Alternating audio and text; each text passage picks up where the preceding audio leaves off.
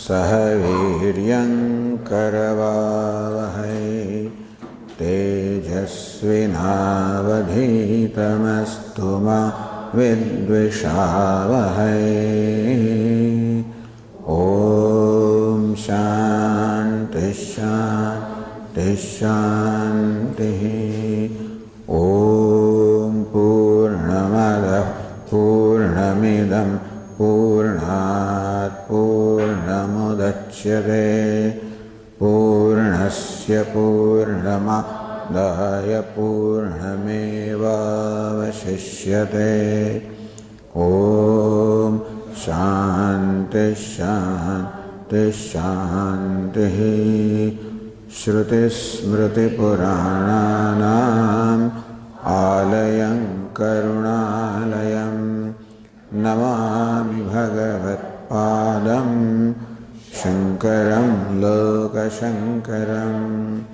शङ्करं शङ्कराचार्यं केशवं बादरायणं सूत्रभाष्यकृतौ वन्दे भगवन्तौ पुनः पुनः।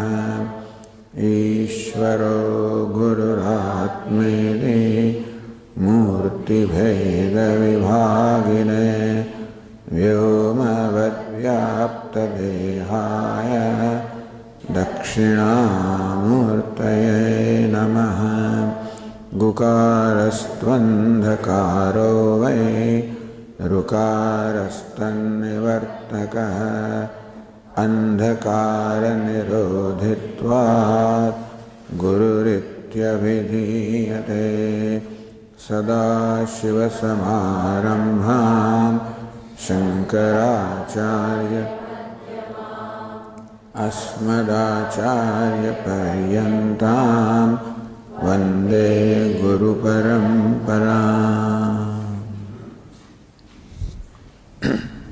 From the verse 15, नष्टमानसोत्कृष्टयोगिनः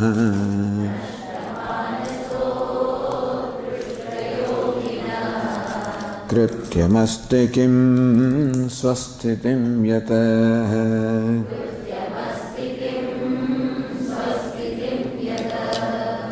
दृश्यवारितं चित्तमात्मनः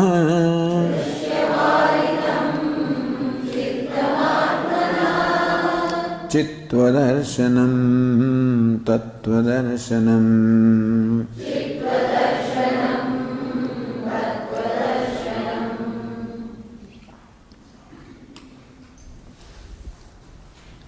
This is a yoga discussion on that has been concluded. There is a text called Yoga Vasishtha, which has a lot of influence on this work. Yoga Vasishtha says it is a dialogue between sage Vasishtha and Lord Rama. It seems that at one point in time Lord Rama developed a tremendous vairagya. And therefore sage Vishwamitra suggested to sage Vasishtha that you give him some Upadeśa. And that is that the Upadeśa of sage Vasishtha to Lord Rama is called Yoga Vasishtha, a huge, huge text.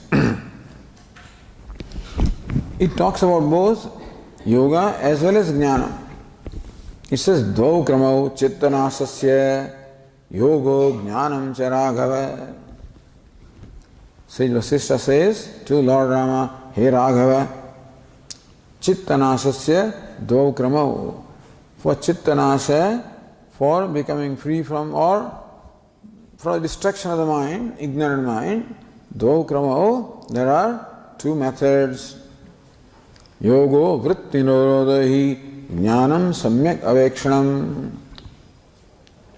What is the path of vritti nirodha? Restraining the mind. By what is described, pranayama, etc., restraining the mind and bringing about the manonasha, vasana, basically stopping the mind, chitta vritti nirodha, stoppage of the mind completely. That method is the method of yoga. Jnanam samyak avekshanam. What is jnanam? Samyak avekshanam. Seeing things for what they are.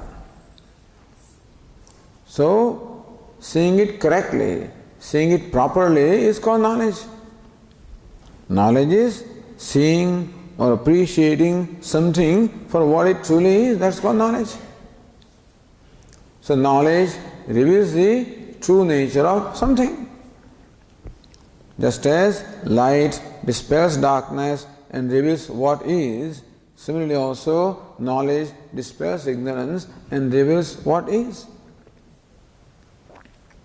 So what is Atma, what is Anatma, what is true, what is not true, seeing this is called Samyak Avekshanam. Seeing it appropriately, correctly is called knowledge. So in one action is involved, in one seeing is involved.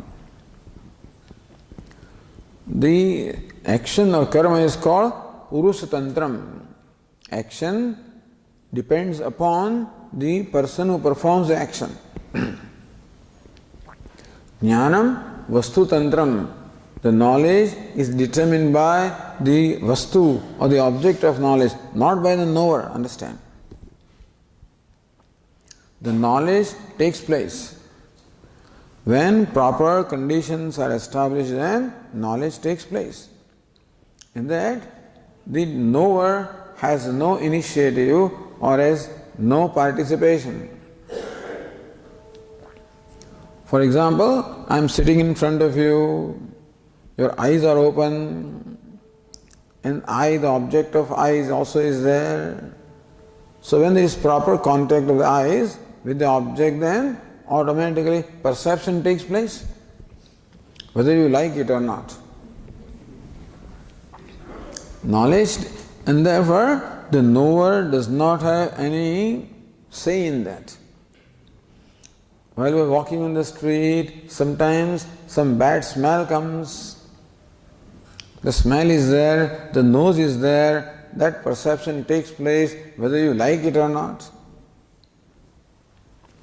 Sitting here, some noises come, whether you like them or not, our faculty of hearing is there, and then the sound contacts that, the perception of sound automatically takes place.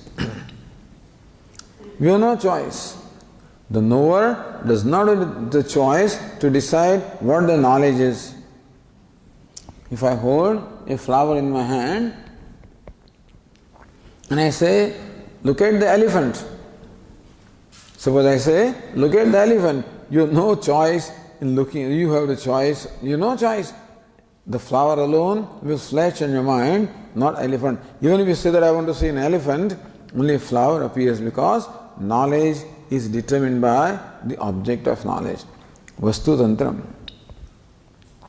It's very important, you know. Why is it important? Because no karma is involved in knowledge, understand. In the process of knowing or process of perception, no action is involved. That is why karma tyaga. Why do the Vedantic teachers talk about the renunciation of actions?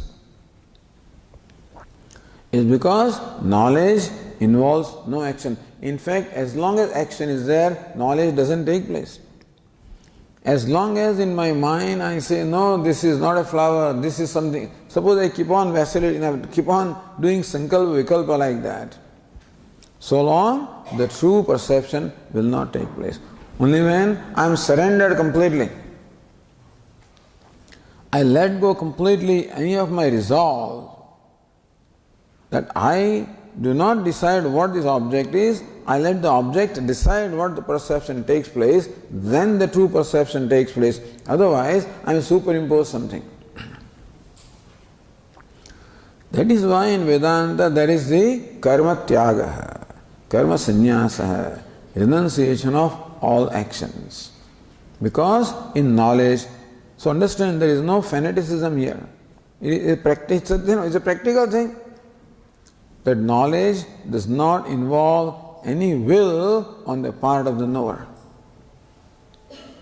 It is the object of knowledge that decides what the form of knowledge is.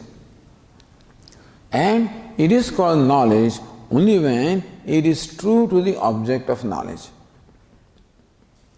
Sometimes knowledge takes place, but it may not be true to the object of knowledge. For example, there may be a piece of rope, but then I may perceive a snake there. It is not called samyak jnanam. It is not true knowledge.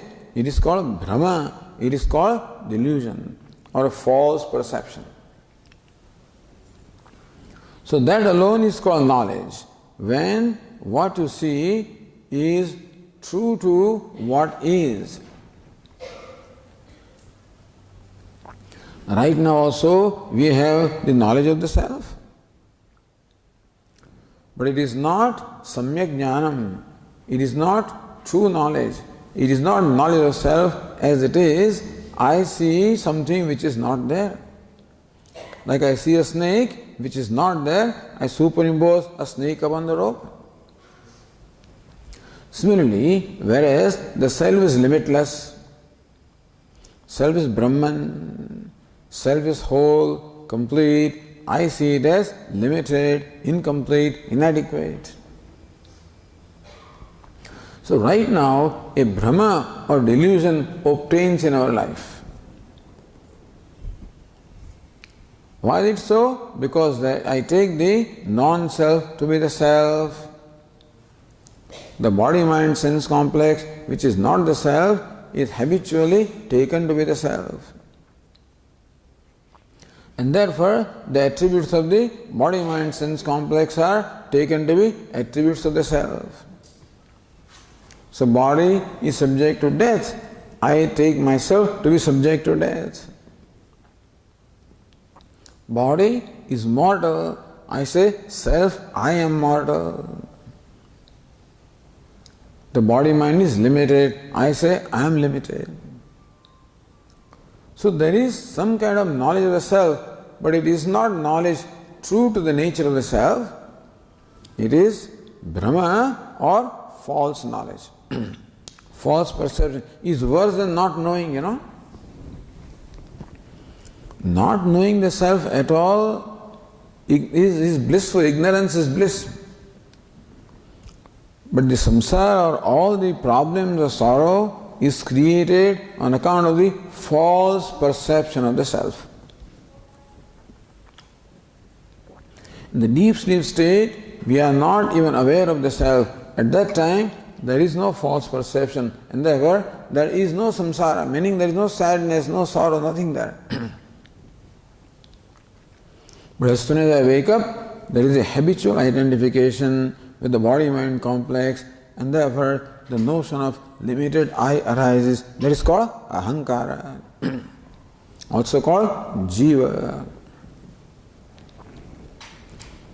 And that is the problem. So Vedanta teaches that the only problem in our life is ignorance of the self. Ignorance that brings about the false perception of the self. Just as ignorance of the rope brings about the false perception of snake, or in Vedantic terms, a superimposition upon the snake, upon the rope. Similarly, upon the true self, which is consciousness, there is superimposition of the attributes of non-self.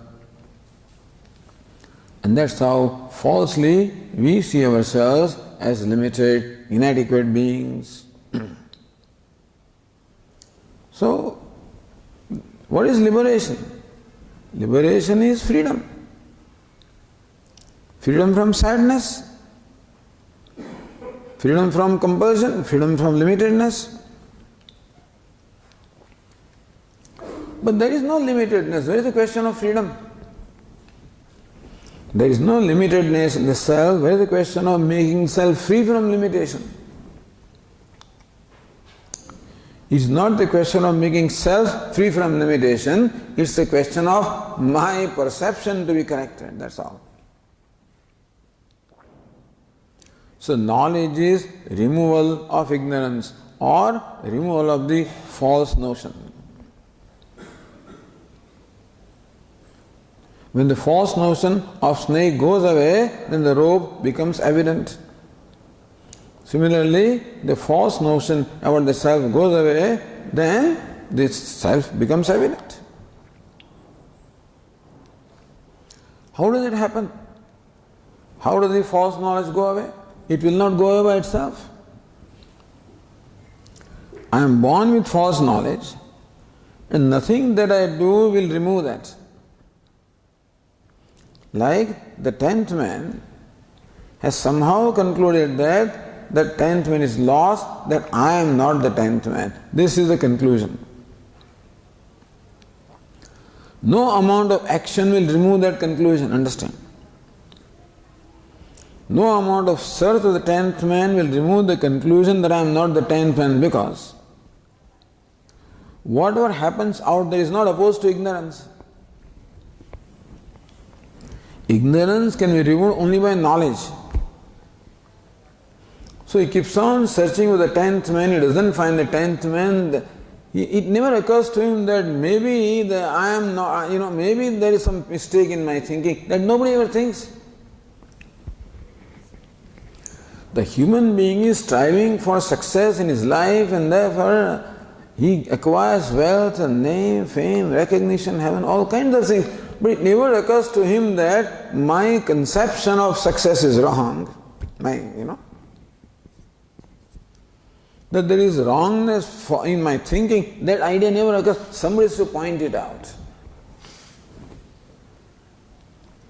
So 10th man will never himself arrive at this insight that what I am thinking is wrong. Somebody has to bring it to his attention. That is why you require somebody going by. There's a brahmachari, an old man, or whoever it is, and that person has to tell, Tvam Dashmasi, you are the 10th man. Then tube light takes place. That's the light of knowledge. Therefore, importance of teacher. You see, again, this is not fanatic. Why you need a teacher? Only for this reason. That ignorance cannot go on its own. Ignorance can go only when knowledge takes place. What knowledge? Knowledge is of the same degree of reality as ignorance. What is ignorance? I am jivaha, I am dehaha, I am the body, I am jiva, I am ahankara, I am limited. Right there, this knowledge should take place. I am limitless. So knowledge I am limitless will eliminate the notion I am limited. Limitless does not remove that notion. Self is very much there and shining and limitless and doesn't do anything.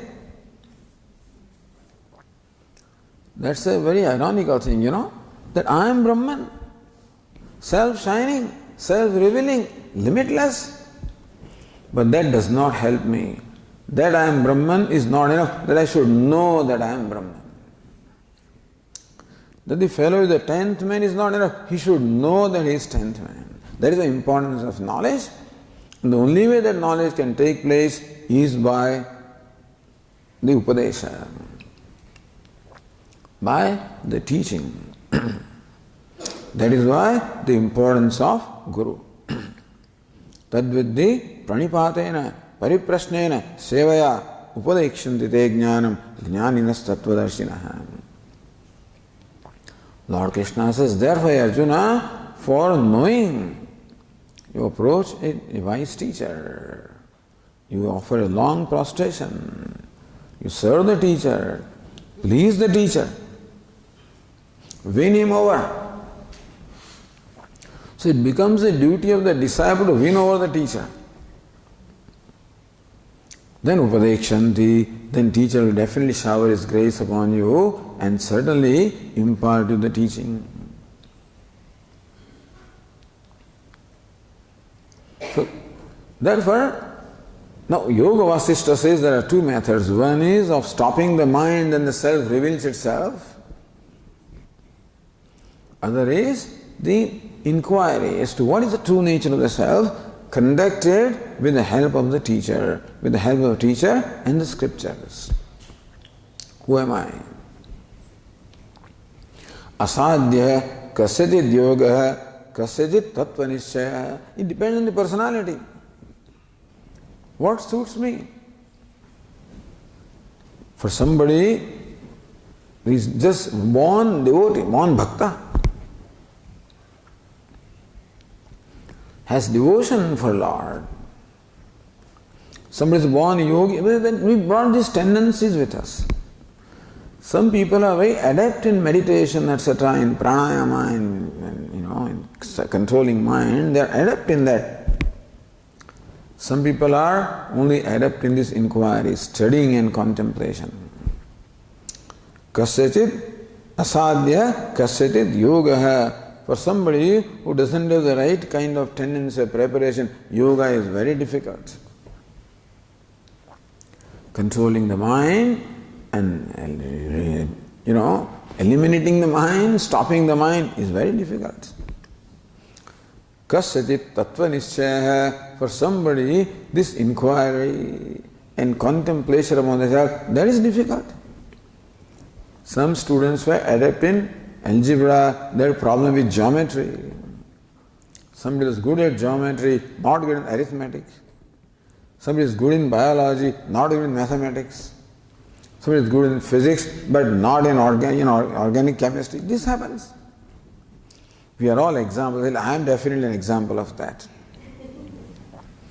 That I just had no affinity for biology, for physiology and for this kind of thing. Counting the bones and then joints. This was never my thing, you see. And some people just were lost with algebra. They just could not make out a square minus, that just would not go into head. So meaning that each one of us is born with certain affinities, certain tendencies. And so for some people, yoga is very suitable. For some people, pursuit of knowledge is very suitable. So Yoga Vasishtha says, Prakaro dvautato devo jagada paramashivaha. Therefore Lord Shiva is both. Lord Shiva is the first teacher of yoga and first teacher of jnanam also. Sada Shiva Samarambha. Lord Shiva is a yogi, Parama yogi. He is also the first teacher. Therefore Lord Shiva has instructed both yoga as well as jnanam. Jagada Paramashiva, etc. This is what Yoga Vasishtha says. And therefore, now Ramana Maharsi comes to the path of vichara. Knowledge can take place by vichara. What is vichara? Inquiry. What is inquiry? Deliberation upon the statements of Upanishad or Vedanta. Not just thinking like, sitting in an armchair and thinking, not that kind of thinking. Not an independently pursued inquiry. An inquiry pursued with the help of the teacher and the scriptures. So what is Brahma Sutra? Brahma Sutra is a deliberation upon Brahman. How do you deliberate upon Brahman? Deliberate upon the statements of Upanishads, because Brahman is the subject matter of Upanishads, and therefore by dwelling upon the statements of Upanishads, you dwell upon Brahman or self. Therefore, Brahma Sutra is what you call vichara. What is vichara? Determining the tatparya, determining the purport of the statements of Upanishads. What is the purport of what the Upanishad teaches? That's called vichara. And that is what is now pursued. So, what is Ramana Maharshi's signature vakya? Who am I? And so that is now, that inquiry into who am I is pursued next. Starts with the mind. The yogi also starts with the mind, and the vicharaka, viveki also starts with the mind. Vedantin will say that you can accomplish with viveka or vichara what you can accomplish with yoga. So let us see how that is so.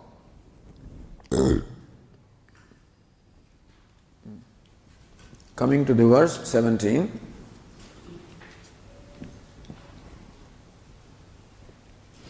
Etavata yogabhyasa margena manonasa upadishtaha. Up to the 16 verses, last verses, the manonasa or distraction of mind by yoga has been instructed. Idanam vichara margena. Same result by vichara is now commenced from the verse 17. So we read that verse. Manasantu kim margane krute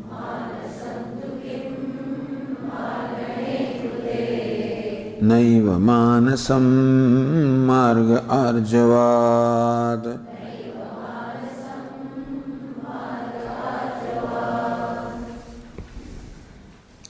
Manasam tu means parantu. However, on the other hand,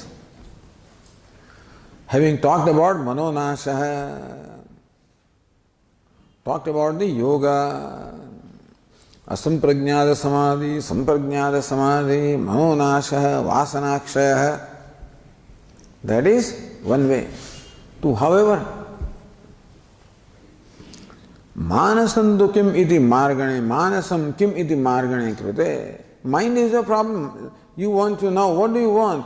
You want the distraction of mind. Meaning that the mind which is problematic, you want to, Vedanta say that the problematic mind has to be transformed into a cooperative mind, a revealing mind.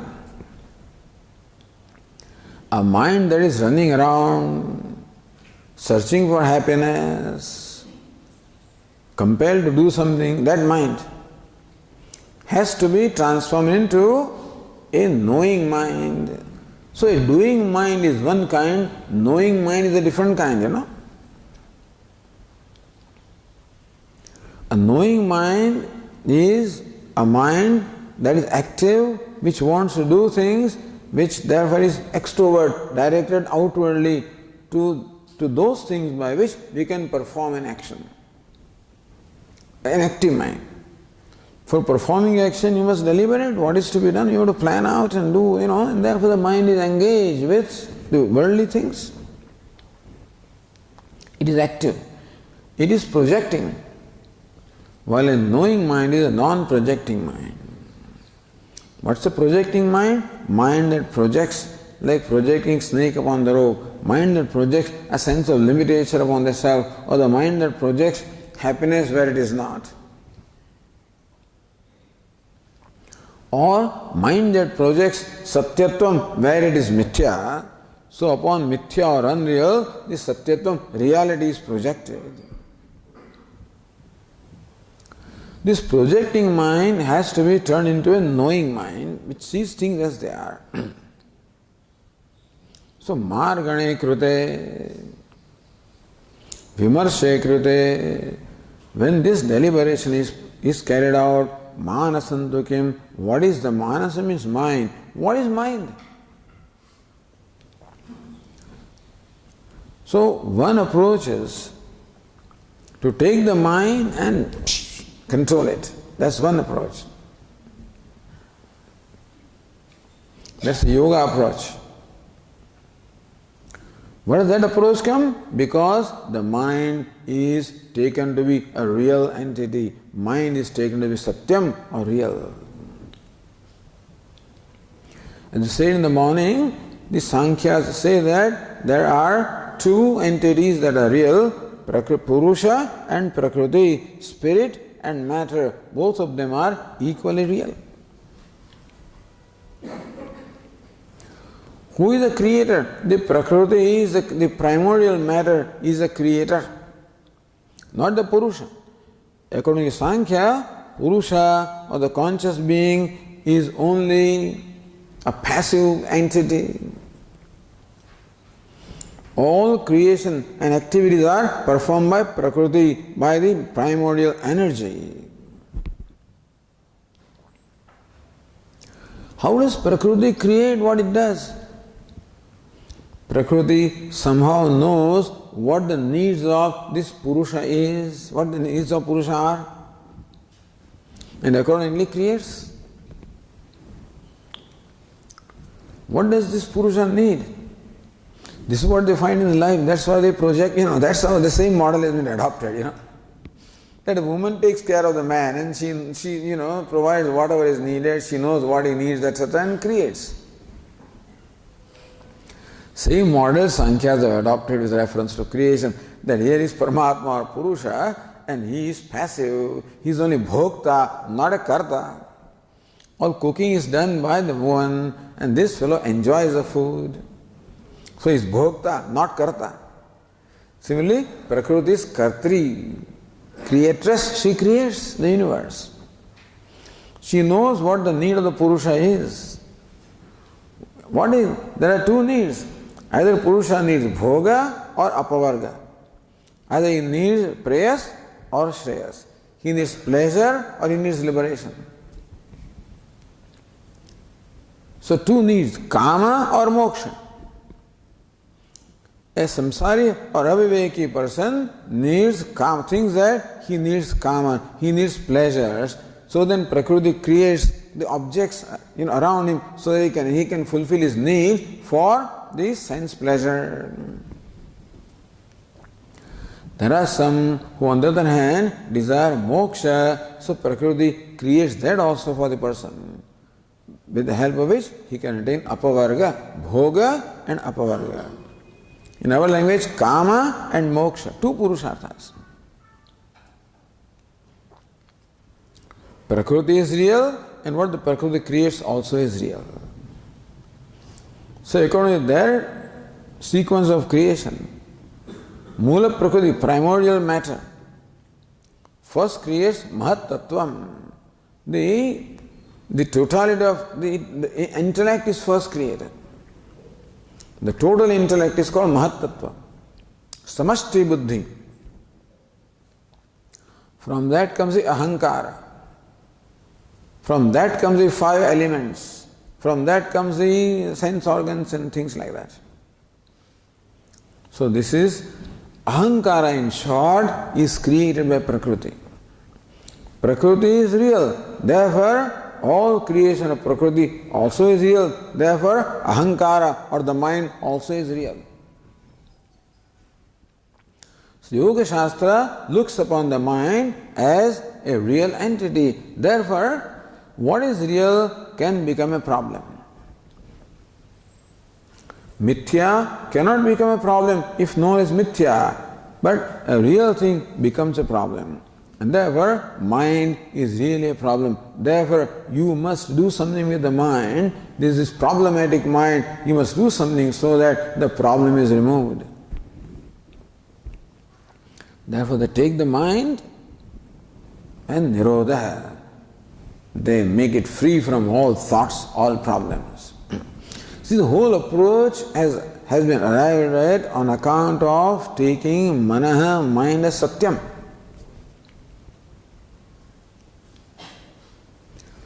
Vedantin says that the mind becomes problem. Is mind really a problem? Vedantin does not think that mind is a problem or anything is a problem. For Vedantin, ignorance alone is a problem. And ignorance brings about bhrama, delusions, false notion, aviveka, that is a problem. Ignorance has this twofold power, avarana and vikshepa. Avarana is veiling the true nature, vikshepa is projecting what is not there. In the rope snake example, avarana is veiling the true nature of rope, therefore I do not know this object as rope. Vikshepa is projecting what is not there. So instead of rope, projecting a snake, that's called vikshepa or projection. Veiling and projection. That is ignorance. So Vedantic ignorance is not merely absence of knowledge. Ignorance has two aspects. veils the true nature of something and creates the false perception. For example, in case of the self, it veils the true nature of self. That I am limitless, that fact is veiled from me. And instead, I take myself to be limited, that is projected. Vedanta says that nothing is a problem other than ignorance. Mind is not a problem. World is not a problem. Nothing is a problem. What is not a problem is converted into problem. Our aviveka, non-discrimination, converts a situation into a problem. Converts something into a problem because of giving reality. So when the mind is given reality, that is when mind becomes a big problem. So Vedanta says, before you do anything with the mind, understand the mind. The yoga has taken for granted that mind is Satyam. What is the Vedanta's formula? Brahma Satyam, Jagan Mithya. Brahma is Satyam, Atma is Satyam, consciousness is Satyam. What is Satyam? Abaditam, that which cannot be negated. Kalat trikalepi tishtati. So that which obtains in all the three periods of time, which is non-negatable, which is changeless, alone is called truth. And that which is changing is not the truth. Therefore, they will say that in case of a pot, this pot for example, there are two aspects in the pot. One is an unchanging aspect, other is the changing aspect. What is the changing aspect? The name and form, which is what we call pot. And name and form are subject to change. Because if the pot breaks, then it will get a new name, shards, and it has a different form. If you further crush it, it may become pebbles, another name and form. You further crush it, it will become powder, yet another name and form. Thus names and forms are subject to change, and they will change in time. But through all the changes, what does not change is the clay. Understand that change always requires a non-changing substratum.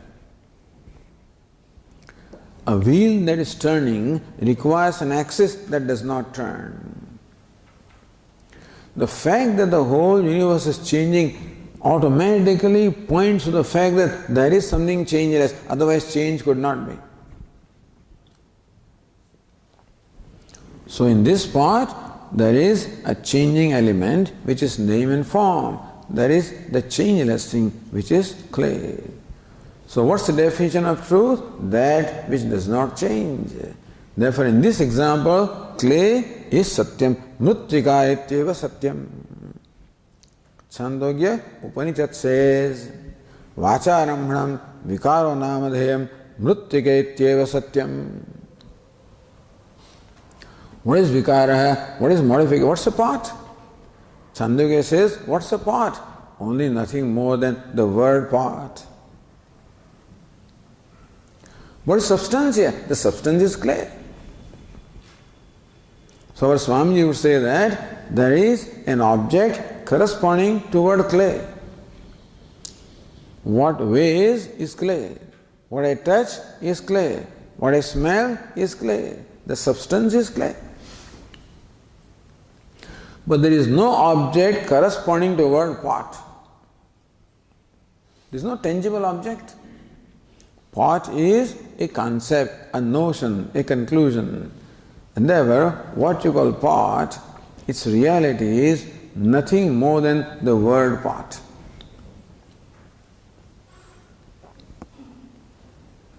So in Vedantic terms, the clay, so mritika ityeva Satyam in this example. Not that clay is Satyam, but in this example, mritika ityeva Satyam, the mritika, the clay is real. Iti. What is clay? Clay is the material cause of the pot. Pot is the effect. Clay is the material cause. The material cause does not change, the effect changes. Therefore, what is Satyam? The material cause is Satyam. So, in the example of the pot and clay, when it's declared that clay is Satyam, it amounts to saying that material cause is Satyam. So, what is the material cause of the universe? That is Satyam. And the effect is Mithya. The pot is effect or Karyam, that is Mithya. The clay, the material cause is Satyam, correct? Because clay does not change, the name and form keep on changing. Clay is changeless, abhaditam, that in this particular case changeless. So next question is, what is the material cause of the universe? What is the universe made up of? What is the stuff of which the universe is made? Is it matter? No. Matter is not the ultimate substance. Even the physicists will also tell us that energy is the ultimate substance. That this tangible matter is nothing but the manifestation of energy. The waves of energy are called matter. But what does Vedantin say? Even energy also is. So what can be further reduced? The pot can be reduced to clay. So clay is more real than pot. The clay can be reduced to molecules. So molecules are more real than clay. Molecules can be reduced to atoms. They are more real than molecules. And subatomic particles. Like that, if you keep on reducing and reducing. As you reduce, the dimension becomes subtler and subtler, understand? And more pervasive. So, if you carry out, if you could, physically you cannot carry out, now by vichara alone you can carry out. Physically, with all those accelerators and particle accelerators, etc., you can go up to the God's particle, some kind of particle. For them, that is God, That's the building block, no? Even that particle also disappears and appears and changes, it can't be real. So if you reduce it to the irreducible substratum, which you cannot further reduce, what will it be? It will be simply existence. Is. Because pot is, clay is, a pot is, clay is, molecule is, atom is, subatomic particle is, energy is, consciousness is. The isness never goes, understand? Whereas the name and form keeps on changing, the is always persists. The isness or the existence can never be negated. You got to what you do. You can break your head, but isness will never go. That is called non-negatable. It is called abhaditam. It is called satyam. So Vedantic definition of satyam is what? Abhaditam. Swami used to tell us this story. Many years ago, Swami was giving talks in California, I think in Stanford University or someplace. The topic was the nature of truth or something like that. So first day, in the whole lecture, Swami concluded that I will define truth for you. And stop there. So that next day, people have to come. So next day, before the lecture, when physics professor came along to Swamiji, after the lecture he came along. Swamiji, you say you'll define truth? Truth defined is truth defined. Okay, you can't define. I'll define, come tomorrow.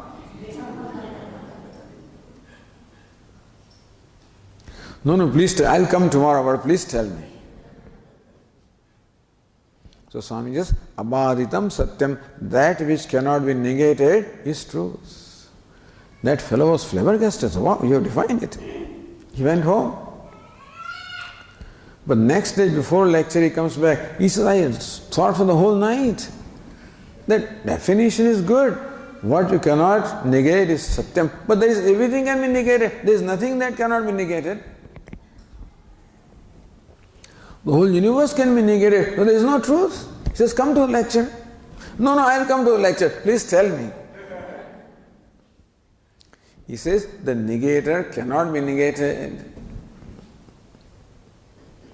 The one who negates cannot be negated. So what is truth? The very content of, the very true nature of the negator of yourself. You are the truth. Satyam, and it else is mithya. Call it Brahma Satyam, Atma Satyam. And everything else is mithya. Mind is included in everything else. Mind also is a product, understand? Not product of matter, because matter itself is a product. Product of what? Consciousness. How can you produce something of consciousness? Well, that is where the real secret is. But consciousness is changeless. For producing something you should change. For producing a pot from the clay is to undergo modification to become a pot. Consciousness is changeless, cannot undergo modification. How can you create something from consciousness? So Vedantin will shift. His examples keep changing. From pot and clay he will go to another example. Depending upon what question is and what he wants to say. He says it is like the rope snake. The creation is not like a clay and pot. It is like the rope snake. What is snake? Snake is a projection upon the rope. Similarly, creation is a projection. Therefore, rope does not undergo any change or transformation for creation of snake. Similarly, call it existence, call it consciousness, call it Brahman, call it self, is the primordial cause, is a material cause. And what is Jagat? What is name and form? Projection. Not that consciousness has transformed itself into name and form. The name and form is a projection, projected. So it's an appearance. So Vedantin will say that the universe of names and forms has no tangibility at all. It is an appearance, not a reality. Therefore the physicists say that the matter is an appearance of energy. Energy is an appearance of consciousness. Therefore, before you deal with the mind and do some twisting and turning and manipulation of mind, understand what the mind is. Manasantu kim margane krute.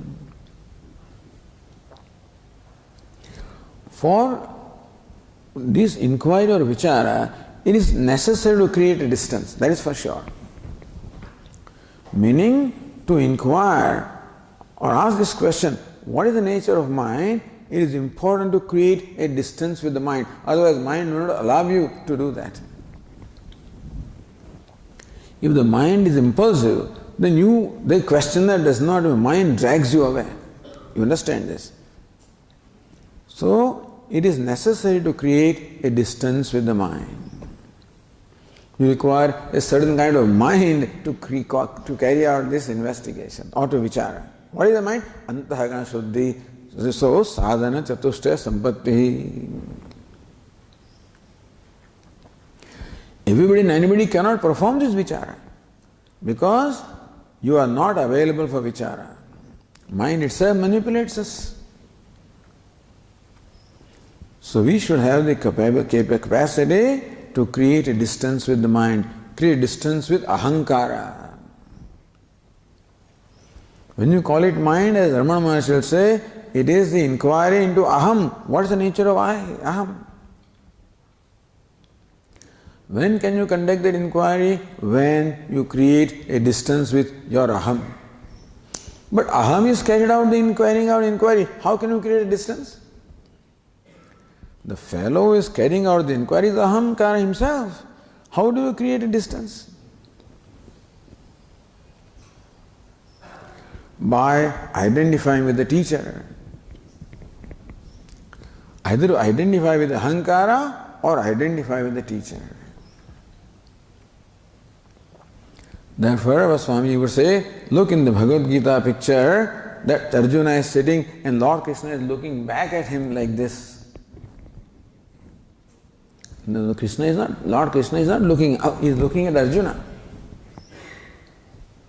When the student is surrendered to the teacher, when there is Shraddha, there is Bhakti. That is why devotion to the teacher, a trust, an implicit faith in the teacher, trust in the teacher is very important. That enables the student to identify with the teacher because of devotion. We said yesterday it's a bond which enables you to join or identify. So now when the teacher is unfolding the nature of scriptures, the unfoldment goes on in the mind of the student also. Even though the student is simply listening, but he is not a passive listener, he is also an involved listener because he is tuned with the teacher. Therefore, whatever kind of deliberation the teacher is performing, same deliberation is going on in the mind of the student. The student is doing vichara. Teacher does the vichara through the student, or student does the vichara through the teacher. So inquiry takes place in the mind of student because that's where it should take place. How does it take place? Through the teacher. Because of the identification of the teacher. Because Shraddha, Bhakti. Therefore Vedanta also talks about Bhakti, Yasya deve para bhakti yatha deve tatha gurau tasyete kathita hyartha prakashante mahatmana. Yasya deve para bhakti, one who has a supreme devotion for Ishvara or Brahman. Because that is what you want to know. That's what you want to become. So of course devotion is required. Yatha deve tatha gurau. But the kind of devotion you have for Devata or Brahman, same devotion you have for teacher. Then teacher becomes a link between you and Brahman. Tasyete kathita hyartha prakashante mahatmana. For this Mahatma, the statements of the Upanishads reveal their meaning. So that's how vichara. What is the nature of something? What is the nature of something? What is the nature of mind? What is the truth about them? What is nature means? What is the truth about mind? Vedanta is not interested in so many kind of thoughts and this and that, He is interested in the reality of the mind. Vedanta doesn't bother about how many signs of grains of sand are there, how many stars are there, what is what. That is not interesting. What's the reality of Jagat? That's all. It's important. Many people are inquiring to Jagat, but they wonder how many planets are there, how many galaxies are there. That's one way of looking at it. What is Vedantin's way of approach? What is the reality of Jagat? In this instance, because mind has been the subject matter of discussion, therefore, Ramana Maharsi says, what is the nature of mind means what? What's the reality of mind? Nature of mind is known. Mind is flow of thoughts. Kamaha, sankalpaha, vichikitsa, shraddha, ashraddha, dhrutihi, etc. So, mind is various thoughts. And mind is thought flow. But what's the reality of mind? Manasantukim margane krute. When that marganam, when that inquiry, when that vichara, when the investigation is carried out, not independently, with the help of teacher, who does it with the help of scripture, understand? Naiva manasam, you find that mind is not there. When you inquire into what is this pot, meaning what's the reality in the pot? You discover that pot is nothing but clay. Is it not so? Because the name and form is only incidental. It need not be there, it may be there. The substance is clay. So when you see this object as clay, pot has disappeared. You follow? It is reality of pot has disappeared. And if you want, even in your mind, pot can disappear. Now you have the freedom to focus attention only on the clay because that's the reality. Pot can disappear if you want that. You need not want it. There is no need to break the pot for the pot to disappear. You follow? How does pot disappear? Its reality disappears. That's enough for Vedantin. We say you need not destroy the mind. You need not destroy the pot to know that pot is clay. Clay is very evident. So you know that the truth of the pot is clay by vichara, by this inquiry as to what's the reality of pot. What is the unchanging aspect of pot? What's the abiding aspect of pot? You come to this realization, this clay. So when you know this object as clay, pot is disappeared. Is it not so? Manasanto kim margane krute naiva manasam. Similarly, here it is said, Ramana Maharsi says that when you inquire into the reality of mind, mind does not remain, meaning mind no more remains a real entity. Then what does it matter?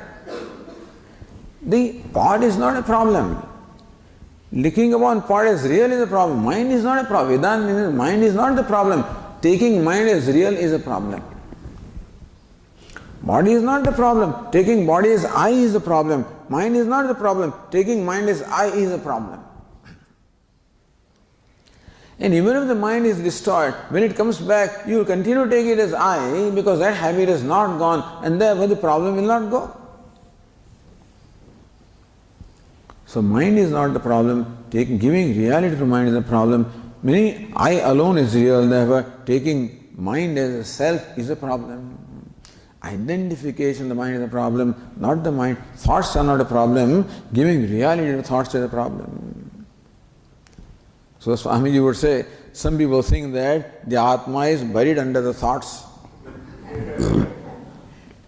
Because what do they say? Chitta yoga, chitta vritti nirodha.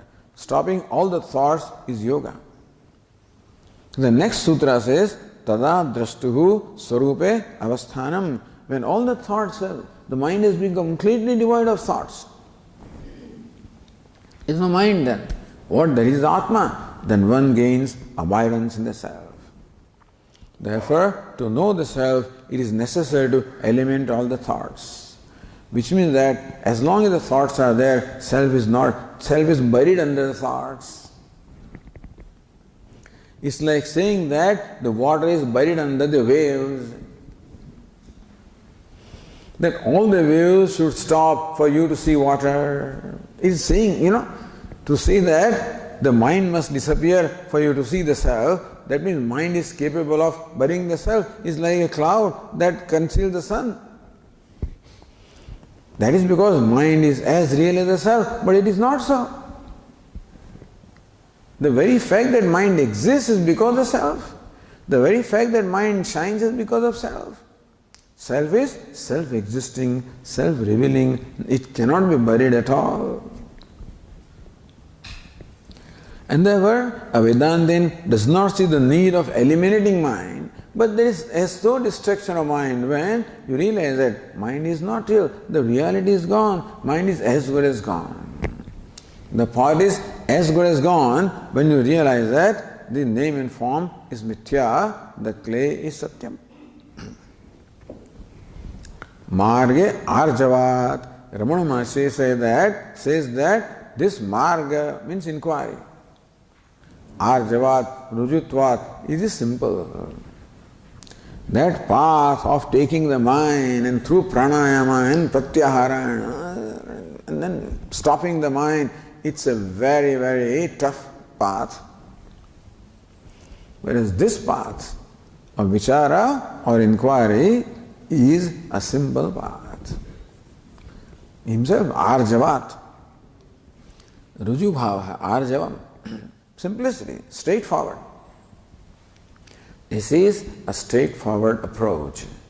So two approaches are there. One is of dealing with the mind.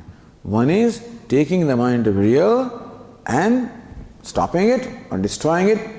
Other is inquiring into the reality of mind and discovering the truth or the nature of the mind, the reality of mind.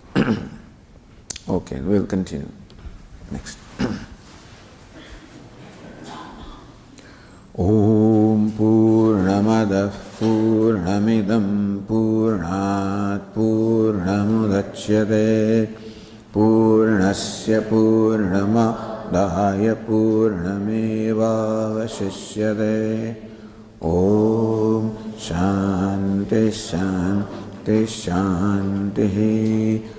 Shankaram Shankaracharyam Keshavam Badarayanam Sutra Bhashya Krutau Vande Bhagavantau Punah Punah Ishvaro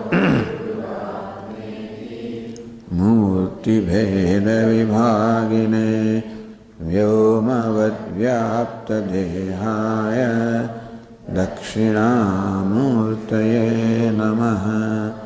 Om Shanti Shanti Shanti. Hari Om. Shri Gurubhyo Namaha. Hari Om.